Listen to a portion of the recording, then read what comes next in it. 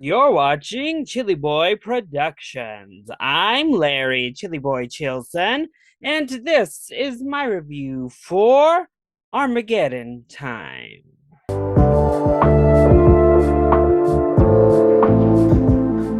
Now, before we get into this review, make sure to go ahead and click that subscribe button down below so that you can chill with me on each and every one of my latest videos. This review for Armageddon Time comes in thanks to the Denver Film Festival, my home film festival, who is now celebrating their 45th anniversary. And once again, they have been gracious enough to allow me to attend the festival as a member of the media.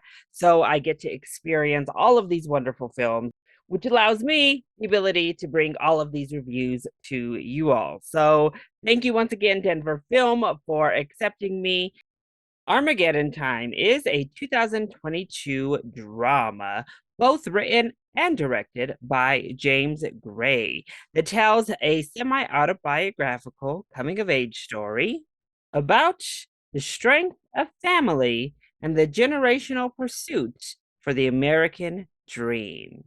The film stars Anne Hathaway, Anthony Hopkins, and Jeremy Strong, and is actually out now in limited release across the country and finds a wider release nationwide this Friday, November 4th. So Armageddon Time served as the opening night special red carpet presentation for the 45th annual Denver Film Festival.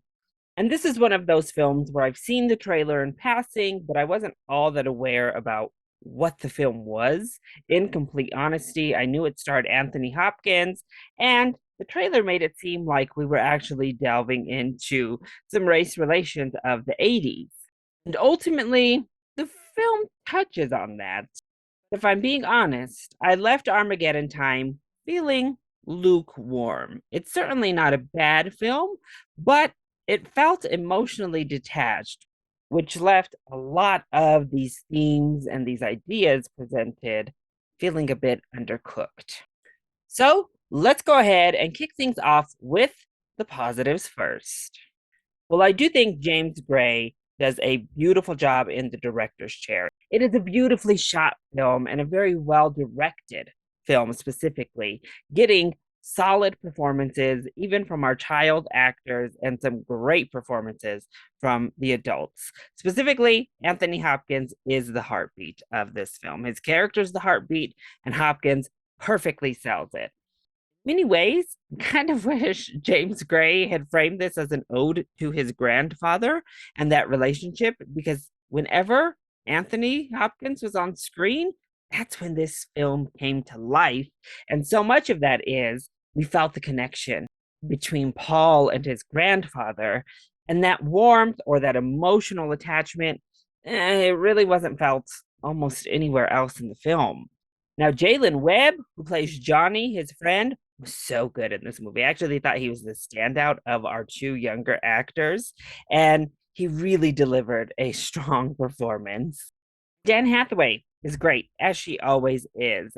There's Jeremy Strong, who actually has quite a lot of layers going on with this performance, from a real jovial, kind of jokey dad to a sinister father. It is a really layered performance from him that I was very impressed with. I also think that the ideas Gray begins to explore through his own growing up experience are interesting.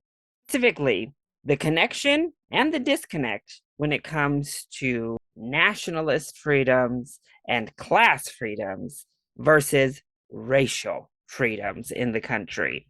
And it does a great job of equating empathy between this Jewish family, at least some of them, and the Black plight of the 80s, while also very, very distinctly and clearly showing the difference between the plight that Jewish people have gone through in the United States, specifically as immigrants and that immigrant experience, versus the Black experience growing up and living in America. I thought that was actually handled really well and the most poignant of the commentaries that is put on display here.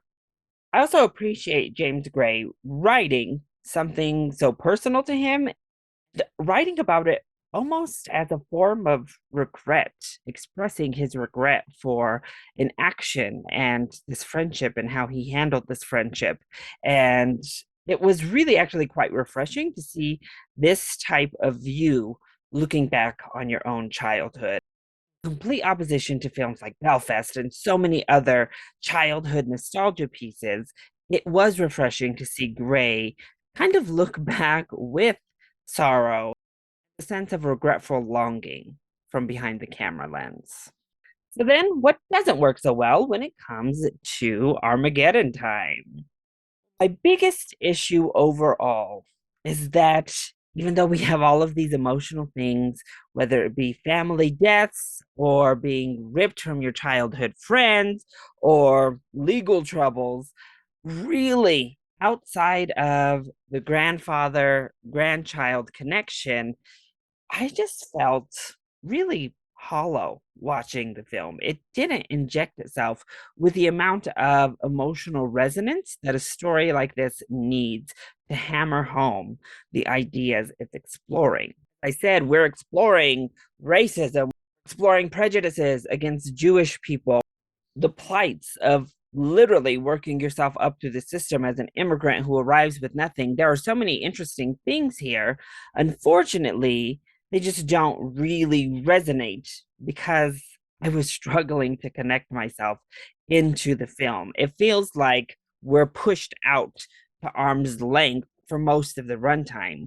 And in addition, I'm just going to be honest, I found Paul to be a brat, like brat with a capital B. So I was just like, somebody needs to get a hold of this. Now, there's a scene that really kind of reveals why he misbehaves and the true family situation going on in his house, but there's not really that good of reflection upon that. And I think that's what this film does a lot. It presents all these ideas I just mentioned, and it takes a look at some of these darker issues, but that's about it. It's just here to show them really quickly, bring them to the surface, but never really does much more that's meaningful behind the presentation. So ultimately, Armageddon Time is a solid film. It has a lot that it tries to say, though I don't think it accomplishes all that it seeks to put to screen. Intellectually, I think many will enjoy what is brought to screen. However, I personally just wasn't able to delve into the material because I really did feel as though, because I really do feel like it's a pretty emotionally cold film that pushes the audience away rather than invite them into the experience.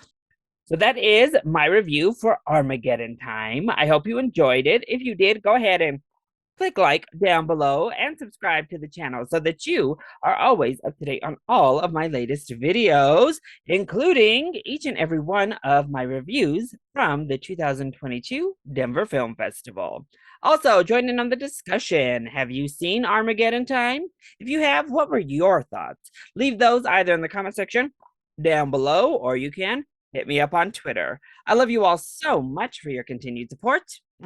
Thank you for watching, and we'll see you next time. Bye.